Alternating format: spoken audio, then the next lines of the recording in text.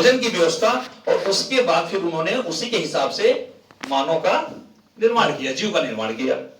उन्होंने 3 तरह के भोजन दिए। कौन कौन सा? नहीं, सूक्ष्म भोजन जो भगवान देते हैं, सूक्ष्म भोजन। जैसे जंगलों में पेड़ पौधे, बाहर कौन पानी डालता है उसको? कोई पानी नहीं डालता, कोई खाद नहीं डालता, और वो कितना अच्छा ग्रो करते हैं, हरे भरे रहते हैं। इसको बोलते हैं सूक्ष्म भोजन, जो भगवान डायरेक्ट हवा और प्रकाश के माध्यम से उनको देते हैं। फिर आता है शाकाहार। शाकाहार किसके लिए, कहां से मिलता है? वनस्पतियों से मिलता है, वनस्पतियों से। फिर उन्होंने बनाया मांसाहार। मांसाहार कहां से मिलता है? प्राणी जगत से।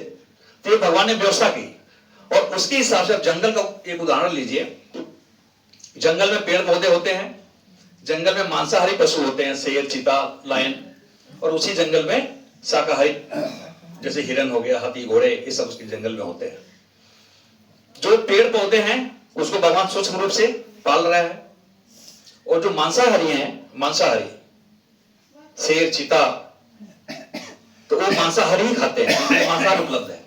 और जो गाय, भैंस, भेड़, बकरियां हैं, वो क्या खाती हैं? शाकाहारी खाती हैं। तो वो भी तो मांसाहारी खा सकती हैं, उनके लिए भी तो खरगोश है, चूहे हैं, जो छोटे छोटे चीजें हैं, लेकिन वो नहीं खाते, क्योंकि वो प्रकृति के नियम का पालन करते हैं और कभी बीमार नहीं होते, कोई हॉस्पिटल नहीं है। आजकल डॉग, एनिमल्स, डॉग हुआ, बिल्ली हुआ, हमने अपने घर में पालना शुरू कर दिया, अपना खाना खिलाना शुरू कर दिया, रोटी खिलाना शुरू कर दिया, दूध पिलाना शुरू कर दिया, और उनके लिए देखो हॉस्पिटल बन गए, बन गए ना हॉस्पिटल उनके लिए। पहले हॉस्पिटल नहीं था, जब हमने पालना शुरू किया और अपनी चीजें खिलाना शुरू की, हॉस्पिटल बन गए। गाय, भैंस, भेड़, बकरी जो जैसे घूमते हैं, उनके दांत देख लो जरा, कितने व्हाइट, कितने खाते क्या हैं।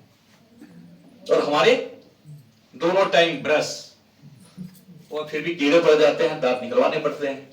उनमें तो ऐसा कभी नहीं होता, ना कभी कीड़े पड़ते हैं, ना कभी निकलवाना पड़ता है। तो इससे सोचना चाहिए हम लोगों को, कहां हमारा मिस्टेक हो रहा है, कहां डायरेक्शन गलत है। तो उस डायरेक्शन को चेंज करने की जरूरत है। अगर हमें पता चल जाए, हम बचपन से ये सब खाते हुए आए हैं, दूध, दही, छाछ, पनीर, दाल, चावल, सब्जी, रोटी, ठीक है, 50-55 तक आते आते हम लोग बीमारियों से ग्रसित होना शुरू हो जाते हैं ना। इस वक्त शरीर बहुत कुछ आपको झेलती है, झेलते झेलते यहां तक लाती है, लेकिन फिर इस बात में झेलना बड़ा मुश्किल हो जाता है, फिर हम हॉस्पिटल का शरण ले लेते हैं। और हम जो भोजन बताने जाएंगे, हम कहते हैं कि एक ही हफ्ता करके देख लो, मत करो कुछ, हमारी बात मत मानो, हम गलत कह रहे हैं, सही कह रहे हैं। आप एक हफ्ता प्रयोग करके देखने में क्या है। अगर हम कहते हैं फल खाना है एक हफ्ता, तो फल खा के देखने में क्या पोजीशन है। आप देखोगे जिस दिन से खाना शुरू करोगे, जिस दिन से सिस्टम शुरू करना शुरू करोगे, उसी दिन से आपकी एक एक बीमारियां ठीक होना शुरू हो जाएगा। एक एक बीमारियां ठीक होना शुरू, जैसे आप प्रयोग करना शुरू करोगे, तो 3-4 महीने होते होते तो पता नहीं कितना बड़ा परिवर्तन हो जाएगा। तो ये है न्यू डाइट सिस्टम, जिसमें हम लोग स्टेप वाइज डिस्कस करेंगे कि हमारा कहीं ना कहीं डायरेक्शन गलत है। आप देखोगे पूरे रामचरितमानस और गीता के अंदर ये लिखा हुआ है कि हमें क्या खाना चाहिए और क्या नहीं खाना चाहिए। किसी को मालूम है इस चीज का? क्लियर लिखा हुआ, मैं आपको पढ़ के सुनाता हूं गीता में, ताकि थोड़ा सा आपको आइडिया हो, और फिर घर जाके आप पढ़िए। भगवान श्री कृष्ण खुद कहते हैं,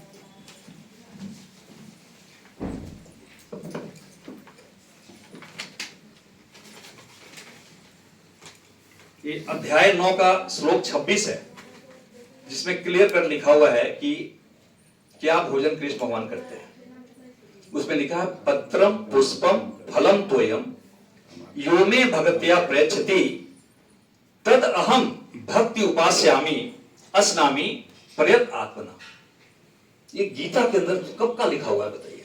आज लिखा है कि जो भोजन है, पत्ता, पुष्प, फल और तोयम, तोयम मीन्स पानी, यही जो है मेन भोजन है। जो भी भक्ति भाव से इसे हमें समर्पित करता है, मैं उसको सगुण रूप में भोग लगाता हूं, उसको स्वीकार करता हूं। क्या क्या है? पत्रम, पत्ता, पुष्प, फल, तोयम। ये गीता में लिखा हुआ, मैं नहीं बोल रहा हूं। और फिर वही नीचे लिखा हुआ है, अहम वैश्ववानरो भूत्वा, अहम वैश्ववानरो भूत्वा प्राणी नाम देहम आश्रिता प्राण अपान समायुक्तम पचामी अन्नम चतुर्विधम।